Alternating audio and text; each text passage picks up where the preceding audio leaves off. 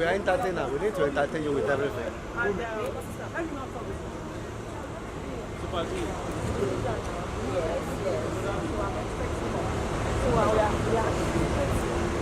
you done?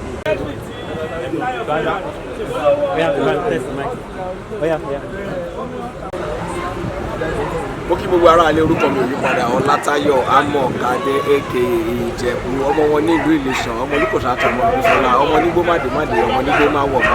A wà níbí báyìí lónìí láti wá support my sister from another mother ìyẹn Zainab Bakare fi fún ìlọ́lọ̀ sinimá tí ó ń fi lọ́lẹ̀ lónìí mo gbà ládùúrà wípé lágbára Ọlọ́run owó rẹ̀ ló máa fi pa gẹ́gẹ́ bí not a regular MC I'm happy to be the MC of today's occasion ẹ máa gbádùn mi ẹ má yí kúrò Flip TV lọ. You are watching GboahTv.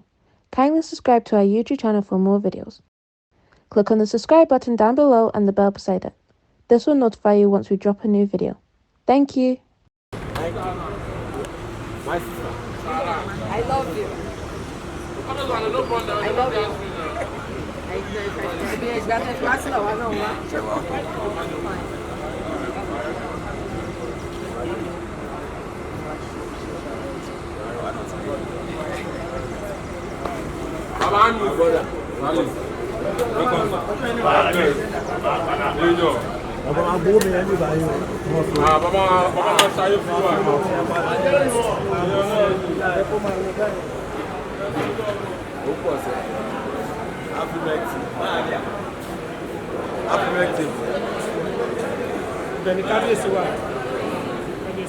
Omisore.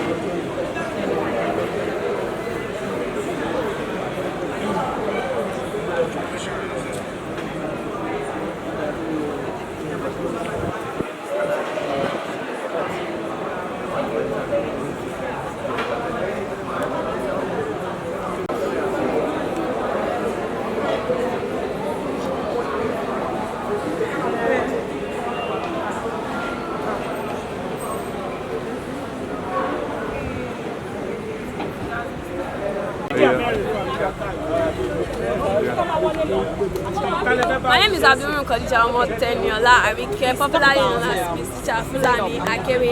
Shout out Zainab Bakare. Ọmọ ẹgbẹ́ aláró ògún mẹ́tẹ̀ẹ̀dẹ́ o. Ọmọ mi níwájú odò lẹ́yìn òjè èrè. Ọmọ mẹ́ẹ̀dọ́ àrómù. Àrómù abẹ́bẹ̀ gúnyàn òjè èrè. Ẹ̀yin lọ́mọ mo lè jẹ́ já. Ẹ̀yin lọ́mọ mo lè jẹ́ èèyàn nílé àwọn bàbá ẹ̀yin gangan. Sign out, I love you.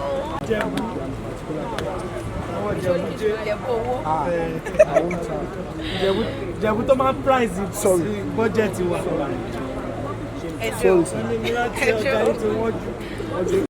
Thanks for watching this video. Please don't forget to click on the subscribe button. Kindly comment and share. We drop new videos daily. Thank you.